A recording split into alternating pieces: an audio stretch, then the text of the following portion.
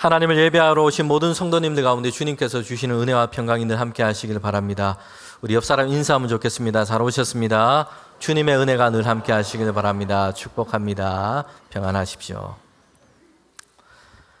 네, 최근에 우리의 눈에 띄게 되는 세상의 어떤 변화, 세상의 질서들이 있습니다. 얼마 전 미국 대통령과 우크라이나 대통령 두 정상이 만나서 정상회담을 그렇게 했습니다. 아마 성도 여러분들도 뉴스를 통해서 다 보셨을 겁니다. 네, 이 회담의 광경은요, 나라와 나라의 정상이 만난 회담이라 하기에는 우리가 보기에는 좀 이렇게 생경하기도 했습니다. 상대방에 대한 어떤 조롱, 비난, 직설적인 분노 표출이 있었고요. 그래서 회담은 얼마 되지 않아서 파행으로 그냥 끝나고 말았습니다. 여러분, 이것은 두 대통령이 갖고 있는 어떤 개인적인 기질이나 성격만을 보여주는 것이 아니고요. 또 두 나라의 관계만을 보여주는 것이 아닙니다. 지금 우리가 이 세계가 어떤 질서와 흐름 속에 있는지를 단적으로 보여주는 사건이었습니다. 이전에는요, 나라와 나라 간에 그래도 오랫동안 유지해왔던 우호관계, 동맹관계라는 것이 아주 중요하게 그렇게 작용을 했습니다. 그런데 이제는 좀 달라졌습니다. 자국의 경제적인 이익을 증대시키는 것 앞에서는요, 이제는 우호라든지 동맹이라는 것이 별로 중요하지 않게 사람들은 그렇게 고려하게 되어가고 있다는 것입니다. 이제는요, 나라와 또 정상들이 외교 대표들이 만날 때는요, 속내는 어떻더라도 그래도 좀 앞에서는 다정하게 웃으면서 악수를 하고 상대방을 말로 높여주고 이런 게 있었습니다. 표면적으로는 상대에 대해서 예의와 존중의 제스처를 가지고 만났습니다. 그런데 이제는 그것조차 중요하지 않게 생각하고 있다는 것입니다. 자신들의 주장과 이익을 관철시키기 위해서는요, 상대방에 대해서 먼저 자신의 우위를 점하기 위해서 독설을 내뱉거나 불편한 심기를 그대로 그냥 드러내기도 합니다. 나라와 나라끼리, 정상끼리, 대표끼리 만나는데 서로 무례하고 비난하고 조롱하는 일도 서슴지 않고 있는 것입니다. 오늘에서는요, 힘과 패권을 누가 갖고 있느냐, 이것을 차지하고 이것을 지켜내는 것이 중요했습니다. 물론 과거에도 그랬어요. 그런데 극명하게 달라진 것은요, 이제는 직설적으로 그렇게 하고 있다는 것입니다. 모든 방법을 동원해서라도 자국의 패권과 이익을 주장하고 있습니다. 의리, 동맹, 우호, 이런 외교적인 낭만은 사라져가고 있습니다.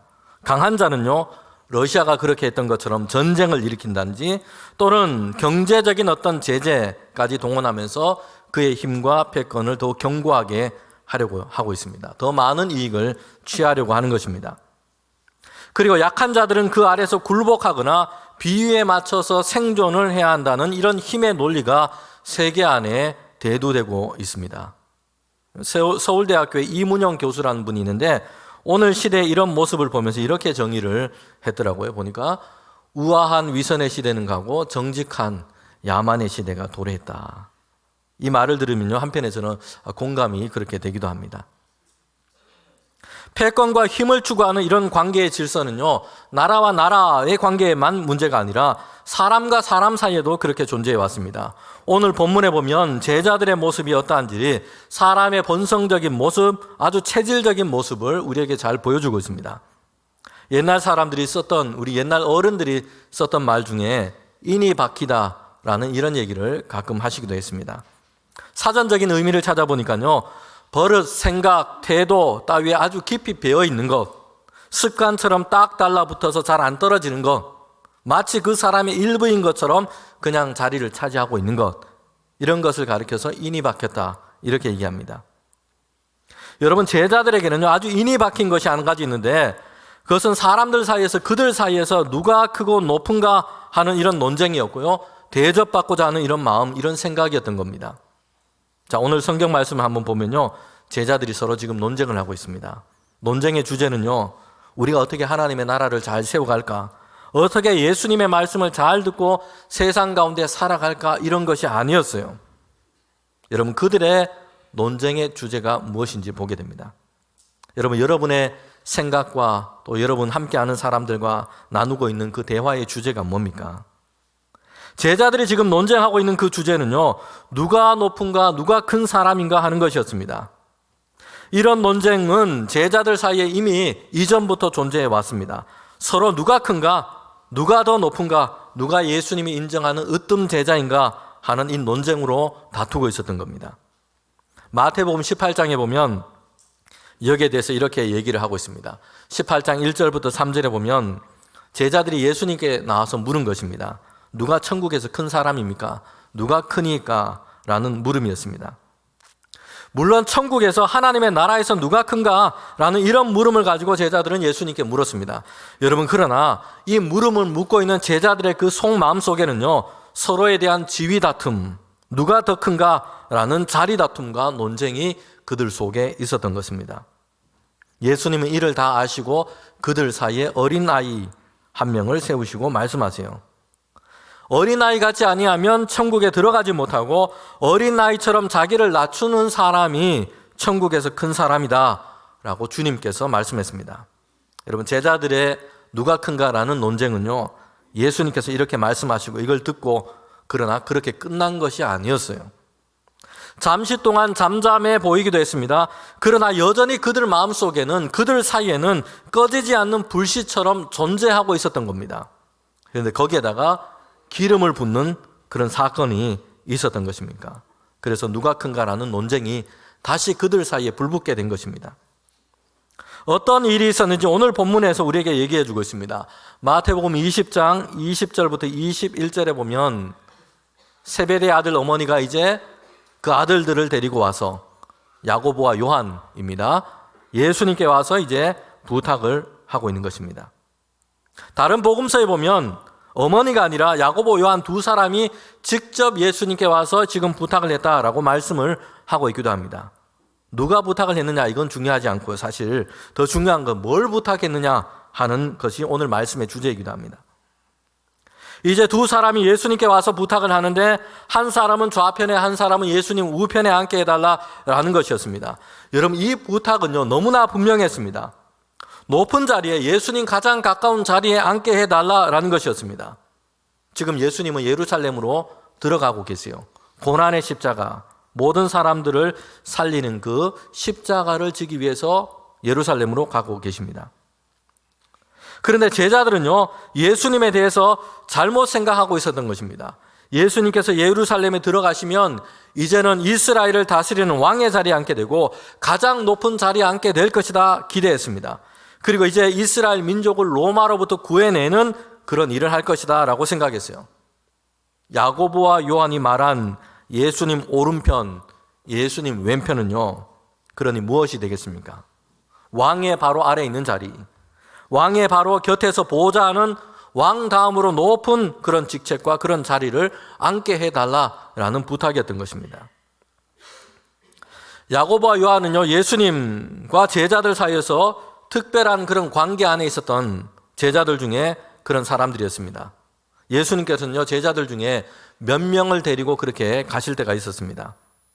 3명의 제자를 주로 데리고 다니셨는데 지난주일 산상변모주일이었습니다. 변화산에 올라가서 기도하실 때도 제자들 중에 3사람을 불러서 함께 올라가셨어요. 베드로와 야고보와 요한입니다. 예수님께서 고난과 죽음의 십자가를 앞두고 이제 겟세마네에 올라가서 기도하시기를 원하셨습니다. 이때도 12명의 제자 중에 3사람을 데리고 가셨는데 베드로와 야고보와 요한이었습니다. 여러분, 나름대로 이 야고보와 요한은요, 제자들 사이에서 존재감이 있었던 겁니다. 더군다나 야고보와 요한은 예수님과는 친인척 관계였습니다. 야고보와 요한의 어머니는 예수님의 이모였습니다. 예수님을 섬겼던 여인 중에 또한 한 사람이었습니다. 그러니 다른 제자들보다 이 두 사람은요, 특별한 관계를 가지고 있다라고 말할 수 있습니다. 이런 야고보와 요한은 예수님께 지금 부탁을 드리고 있는 것입니다. 높은 자리, 좌편과 우편에 앉게 해달라라는 것이었습니다. 성도 여러분, 이 사건은요, 나머지 다른 제자들에게는 큰 논쟁을 불러오게 됩니다. 20장 24절에 보면 이렇게 말씀하고 있습니다. 10 제자가 듣고 두 형제에 대하여 분이 여기거늘. 여러분, 왜 다른 제자들이 야고보와 요한에 대해서, 이 일에 대해서 소식을 듣고 분노하게 되었을까요? 자신들도 이 부탁을 드려야 되는데, 자신들도 예수님의 좌편과 우편에 지금 앉아야 하는데 야고보와 요한이 먼저 지금 부탁을 해버린 것이요, 생각지도 못한 사이에 그냥 선수를 빼앗기고 만 것입니다. 여러분, 그래서 제자들은요, 다시 누가 큰가 이런 논쟁, 이런 다툼이 그들 가운데 일어나게 된 것입니다. 이런 제자들의 모습은요, 우리가 살아가는 세상에서 자주 만나게 되는 모습이기도 합니다. 그리고 우리 자신도 그 속에서 어떻게든 뭔가를 해보려고 그렇게 살아갈 때가 많습니다. 누가 더 높은가, 누가 더 큰가, 이런 경쟁과 다툼 속에 우리는 살아갑니다. 어떻게든 그 다툼과 경쟁에서 최고점에 올라가 보려고 합니다. 순위 경쟁에서 최고점에 오르면 성공이 되고, 그렇지 못하면 실패자와 패배자가 되어버리는 이런 불행한 구조 속에 우리는 살고 있습니다. 올림픽을 보면 은메달 딴 선수들이 불행감을 느끼는 경우들이 많다고 합니다. 여러분 이상하지 않습니까? 은메달이면요, 올림픽에서 은메달이면 세계에서 2등을 한 겁니다. 정말 대단한 성과를 얻은 것입니다. 그런데 오히려 동메달을 딴 사람은 기뻐하고 감격해하는데 동메달보다 더 좋은 은메달을 획득했는데, 은메달을 목에 걸었는데 불행감을 느끼는 일들이 많다고 합니다. 여러분 왜 그럴까요? 금메달을 딸 뻔했는데 못 땄다라는 이 실패감이 그 마음속에 크기 때문입니다. 2등, 즉 은메달을 얻었다라는 것보다요, 가장 높은 시상대에 내가 올라설 뻔했는데 실패했다라는 마음이 그 마음속에 크기 때문에 불행감을 느끼고 있는 것입니다. 특별히 우리나라 사회는요, 비교와 경쟁이 많습니다. 그래서 사람들이 더 많은 불행감을 느끼고 살고 있기도 합니다. 예수님께서는 제자들에게 오늘 말씀에서 얘기합니다. 여러분, 그런데 주님께서 하신 이 말씀은요, 사람들이 행복하게 살기 위해서는 이렇게 해야 한다. 무한 경쟁에서 불행과 우울감에 사로잡히지 않고 살기 위해서는 이렇게 해야 한다. 마음을 치료하기 위한 심리적인 어떤 대안을 지금 제자들에게 말씀하고 있는 것이 아니에요. 예수님은요, 제자들에게 말씀합니다.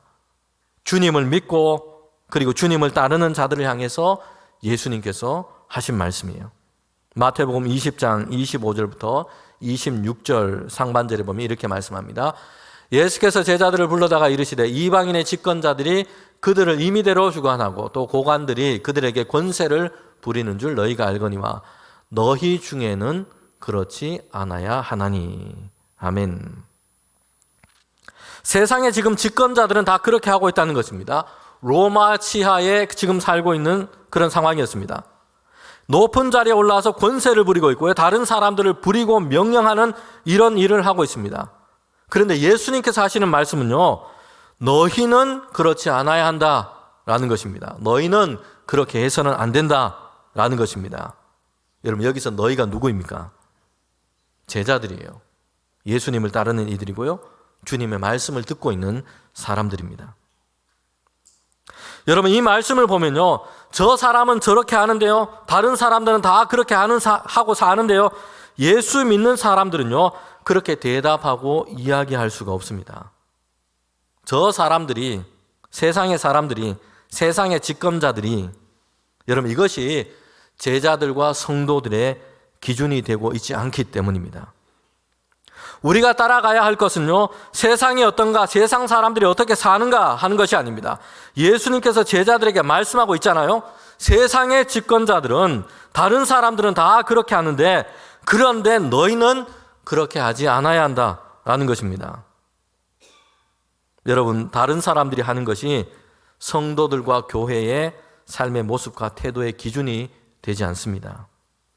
예수님은요, 다른 사람들은 그러할지라도 너희는 그렇게 하지 말아야 한다라고 말씀을 하고 계신 겁니다.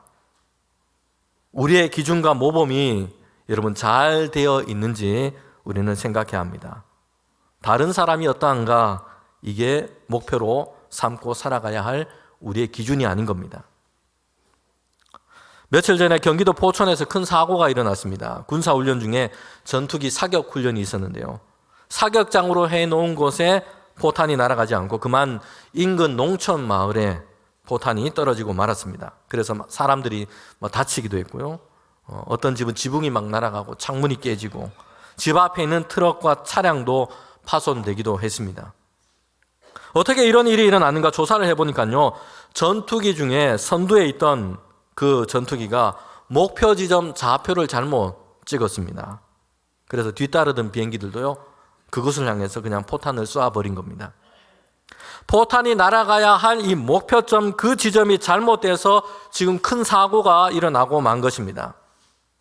우리의 삶의 모습과 행동의 목표 지점은 지금 제대로 세워져 있는지 우리는 생각해 봐야 합니다.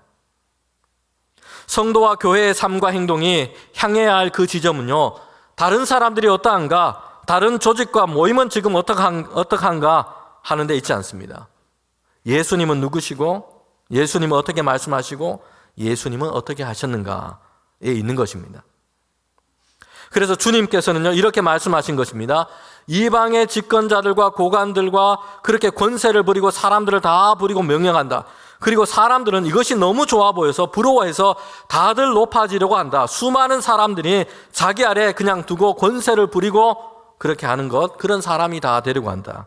그러나 너희는 그렇게 해서는 안 된다. 주님께서는요, 제자들에게 새로운 질서를 말씀하고 계신 겁니다. 마태복음 20장 26절 27절 말씀인데 저와 여러분이 함께 이 말씀을 읽도록 하겠습니다. 함께 읽겠습니다. 그렇지 않아야 하나니 너희 중에 누구든지 크고자 하는 자는 너희를 섬기는 자가 되고 너희 중에 누구든지 으뜸이 되고자 하는 자는 너희의 종이 되어야 하리라. 아멘. 새로운 질서, 주님이 말씀하신 새로운 질서는 무엇입니까? 누구든지 크고자 하는 자는 섬기는 자가 되고 누구든지 으뜸이 되고자 하는 자는 종이 되어야 한다. 주님의 말씀입니다. 여러분, 이 말씀은요, 크게 되기 위해서는 섬겨야 한다라는 뜻이 아닙니다. 우리는 자칫 그렇게 오해하기 쉽습니다. 더 큰 사람, 더 높은 자리에 올라가기 위해서 잠시 섬기는 일을 많이 해야 한다, 이런 의미가 아닌 것이에요. 여러분, 그러면요, 여전히 주님이 말씀하신 새로운 질서, 새로운 목표가 우리에게 지금 작동하고 있지 않은 겁니다. 주님이 말씀하시는 것은요, 더 크기 위해서, 더 으뜸이 되기 위해서 여기에 강조점이 있지 않습니다. 질서를 완전히 바꾸어 놓으신 것입니다. 주님이 하신 말씀은 섬기는 것 자체가 가장 존귀하고 가장 높은 일이다 라고 말씀하고 있는 것이에요. 여러분, 그렇게 한다고 세상에서 사람들이 높여지고 으뜸이 되고 이러지 않을 수도 많습니다. 그런데 하나님은 그를 존귀하게 여기신다는 것이요, 하나님께서 보시는 질서인 것입니다. 오늘 설교 본문으로 읽은 27절 그 다음에 보면 예수님께서 제자들에게 하신 중요한 한 구절의 말씀이 있습니다. 마태복음 20장 28절인데 저와 여러분이 함께 읽도록 하겠습니다. 인자가 온 것은 섬김을 받으려 함이 아니라 도리어 섬기려 하고 자기 목숨을 많은 사람의 대속물로 주려 함이니라. 아멘. 여기서 인자는 누구를 가리킵니까? 예수님 자신을 가리키세요. 예수님께서 왜 오셨는지, 예수님께서 무엇을 하시려고 오셨는지를 말씀하고 있습니다. 예수님은 섬김을 받으러 오신 것이 아니라 섬기기 위하여 오셨습니다. 여러분, 그런데 주님의 그 섬김은요, 친절하게 인사하고 따뜻한 말을 격려하고 이 정도가 아니었어요.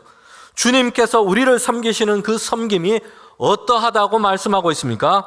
주님께서 자기 목숨을 대속의 제물로 내어주시는 섬김입니다.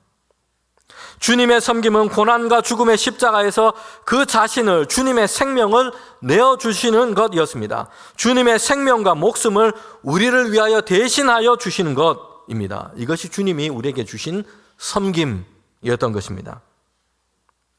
여러분, 예수님께서는 왜 이 말씀을 오늘 읽은 이 본문의 단락 끝에다가 말씀하고 계신 걸까요? 제자들은 서로 높아지려고 논쟁하고 있는데 그 단락 끝에 주님께서는 이 말씀을 하고 계신 것이요, 제자들이 바라보고 따라야 할 분이 바로 예수님 자신이기 때문입니다. 세상에 내놓으라는 집권자들이 하는 것처럼 그렇게 하는 것이 아니고, 세상 사람들이 다 부러워하면서 자신도 높아지려고 권세를 부리는 그런 자리에 앉고다 싶어 하는데, 사람들이 다 하는 것처럼 그렇게 하는 것이 아니고, 제자들은요, 예수님께서 어떻게 하셨는지, 주님께서 무엇을 말씀하시는지를 들어야 하는 존재이기 때문입니다. 여러분, 우리가 자주 하는 말이 있지 않습니까? 또 자녀들에게도 이런 말을 우리가 자주 할 때가 있습니다. 야, 다른 사람들 다 그렇게 하는데, 남들은 다 하는데. 여러분, 이제 우리의 목표와 표대가 바뀌기를 원합니다. 오늘 성도들인 우리들에게는요, 남들이 다 하는데, 세상 사람들이 다 그런데, 이런 말이 아니라 이제는 우리에게는 새로운 질서가 우리에게 있기를 원합니다. 그것은 예수님께서 어떻게 하셨는지, 예수님의 말씀은 뭐라고 하는지, 이것을 우리는 봐야 할 줄 믿습니다. 히브리서는요, 그래서 우리의 믿음의 삶에 대해서 많은 말씀을 하고 있는데, 히브리서 전체를 통해서 두 가지 중요한 명령을 성도들에게 얘기하고 있습니다. 우리 한번 읽어봅시다. 첫 번째는요, 예수님을 깊이 생각하라. 히브리서 3장 11절에, 히브리서 3장 1절에 있습니다. 두 번째는요, 예수님을 바라보라. 히브리서 12장 2절입니다. 두 가지를 우리에게 중요하게 말씀합니다. 예수님을 깊이 생각해라. 예수님을 바라보라. 라는 것입니다. 성도 여러분, 우리가 예수님을 잘 믿고 세상 가운데 하나님께서 주신 이 삶을 잘 사는 방법은 그렇게 복잡하지 않습니다. 두 가지에 있습니다. 예수님께서 어떻게 하셨는지, 예수님이 무슨 말씀을 하시는지, 예수님을 깊이 생각하는 것, 그리고 예수님을 바라보는 것입니다. 예수님은요, 서로 누가 큰가 논쟁을 하고 있고 누가 높은 자리에 앉을 것인가 다투고 있는 제자들에게 새로운 질서를 말씀하세요. 섬기는 자가 크고 종이 되는 자가 으뜸이다 라는 것입니다. 말씀으로만 교훈하신 것이 아니고요, 예수님은 하나님의 이 보좌를 버리시고 사람으로 오신 주님께서 오신 이유입니다. 주님께서 이 땅에 오셔서 행하신 일입니다. 섬김을 받으려고 하신 것이 아니라 도리어 섬기려 하고, 그 생명을 사람들을 위해 대속의 제물로 주님께서는 내어주신 것입니다. 그렇게 하셔서 세상과 사람들, 오늘 우리를 위한 하나님의 은혜와 구원을 이루어 주신 것입니다. 앞으로 몇 주간 디아코노스라는 주제로 하나님의 말씀을 전하고 듣고자 합니다. 여러분, 이 디아코노스라고 하는 이 단어는요, 신약 성경이 기록된 헬라어 단어입니다. 후대에는 일반적으로 교회의 직분을 가리키는 단어가 되었습니다. 집사라는 이 단어가 디아코노스라는 단어입니다. 그런데 좀 더 포괄적인 의미로 보면요, 이 디아코노스라는 단어는 섬기는 자, 봉사하는 자, 일꾼이라는 뜻으로 우리가 생각할 수 있습니다. 사도행전 6장에 보면요, 초대교회 예루살렘 교회가 7 집사를 세우는 일에 그렇게 대해서 소개를 하고 있습니다. 거기에서부터 이제 집사라는 직분이 교회 안에 세워지고 디아코노스라는 단어로 그렇게 불려지게 됩니다. 여러분, 예루살렘 교회 안에서는요, 한 가지 중요한 어려운 문제를 만나게 되었습니다. 교회 안에 이제 양식을 나눠주고 필요에 따라서 구제를 하는 일을 했습니다. 그런데 헬라파 과부들 중에 몇 사람이 그 구제에서 누락되는 일이 반복되었던 겁니다. 의도적으로 이런 일이 일어난 것이 아니고요, 교인 수가 많아지고 또 챙기고 돌봐야 할 사람들이 많아졌습니다. 그러다 보니 본의 아니게 구제하는 명단에서 그렇게 빠지게 된 것이요. 그런데 마침 그렇게 빠진 사람들이 헬라파 과부들이었다는 것입니다. 여러분, 예루살렘 교회 안에는요, 모두가 다 유대인이었습니다. 그러나 그들 중에는 중요한 차이가 있었습니다.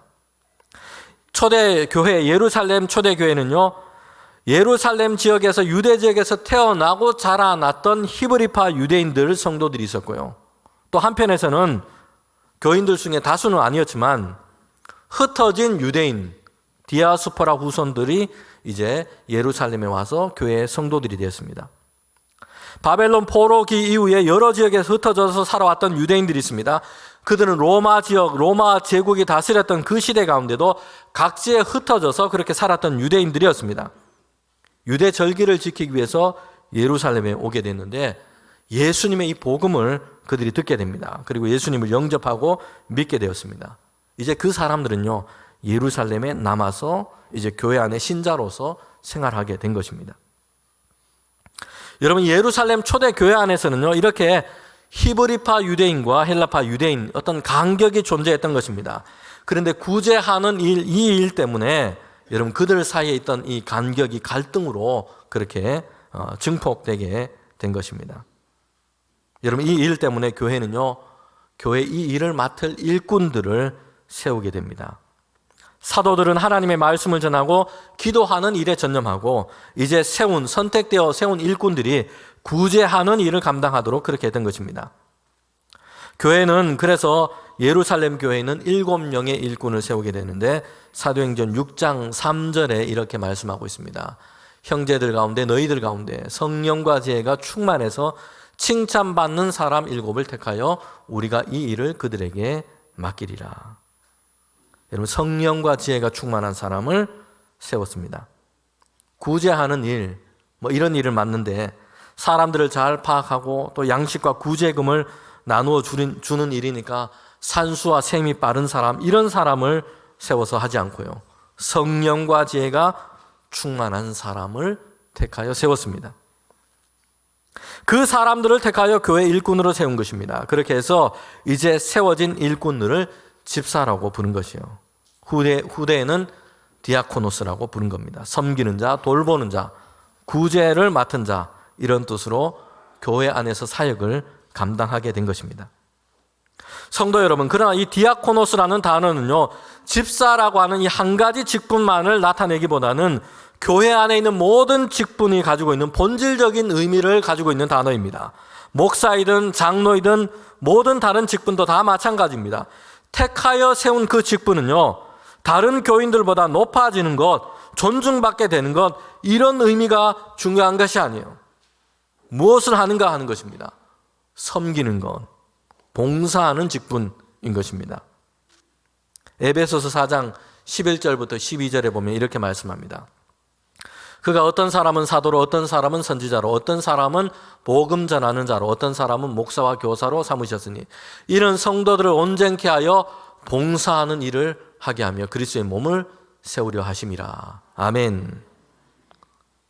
선지자로, 교사로, 복음을 전하는 자로, 목사와 교사로 다 삼으셨는데 그 사람들도 봉사하는 자들이고요, 그들을 통하여, 그들의 사역을 통하여 성도들을 세우는데 봉사하는 일을 하기 위해서, 그래서 그리스도의 몸을 세우기 위하여 이 일을 맡긴다라고 말씀하고 있습니다.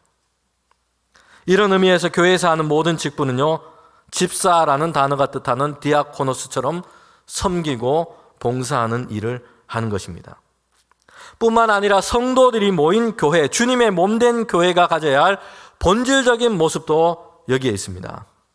교회가 가지고 있는 5대 과제가 있습니다. 주님께서 주신 명령에 따라서 감당해야 할 과제인데 예배, 교육, 전도, 봉사, 교제입니다.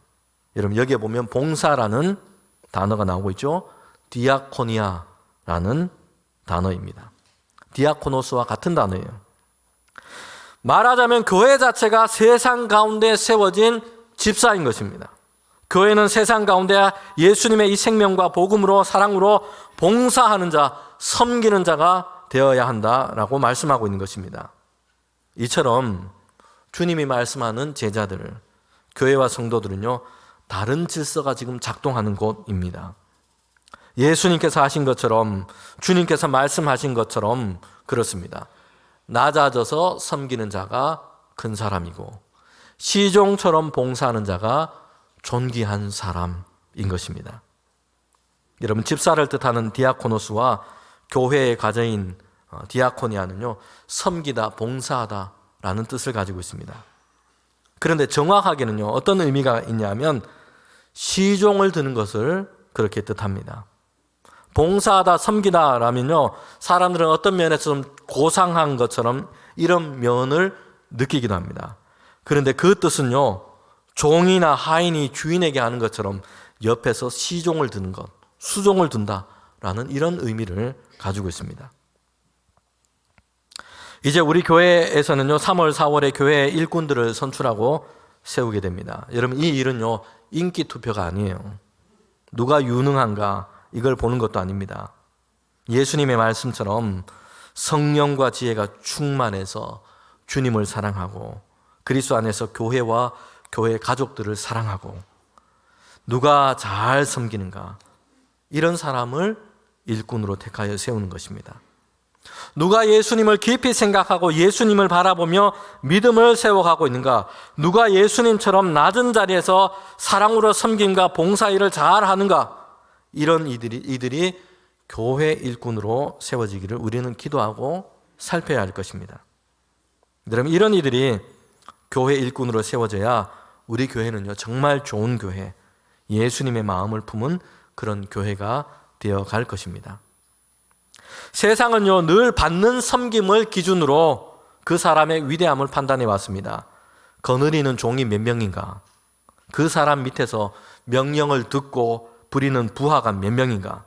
이것이 그 사람이 얼마나 높은가 기준으로 삼아 왔습니다. 비즈니스를 하는 세계에서는요, 찾아와서 보고하는 사람의 수가 얼마나 많은가? 그 사람의 수가 많을수록 또 그 사람의 영향력 아래서 일하는 종업원 수가 많을수록 성공했다라는 소리를 들었습니다. 피라미드 꼭대기에 그렇게 올라가는 것, 이게 목표였던 겁니다. 그런데 예수님은요, 우리에게 완전히 새로운 질서를 말씀하십니다. 작은 변화라든지 조금 조정하는 수준이 아니에요. 전체를 완전히 거꾸로 뒤집어 놓으신 것입니다. 말 그대로 위와 아래가 그냥 바뀌게 된 것입니다. 이런 변화인 것입니다. 얼마나 많은 사람들에게 대접과 섬김과 봉사를 받고 있느냐, 이것이 아니고요, 반대인 것입니다. 성도인 우리에게 예수님은 완전히 새로운 질서를 주시고 명령하셨습니다. 예수님께서 십자가에서 그 생명, 그 목숨을 내어주시면서 섬김을 주신 것처럼 이것을 깊이 알고 이제 그 사랑으로 낮은 자리에 내려가서 섬기고 봉사하는 사람, 그 사람이야말로 우리가 가장 존귀하게 여겨야 할 사람인 것입니다. 무엇보다도 오늘 우리 모든 성도들에게 주님께서 말씀하십니다. 세상과 사람들은 그러할지라도 너희는 그러지 않아야 한다. 하나님이 그리스도 안에서 우리에게 주신 그 자유로, 하나님의 뜻을 따르는 자유, 그리스도의 사랑으로 다른 사람을 사랑하며 섬기는 그 자유로 살아가는 우리 모든 성도님 되시기를 주님의 이름으로 축원합니다.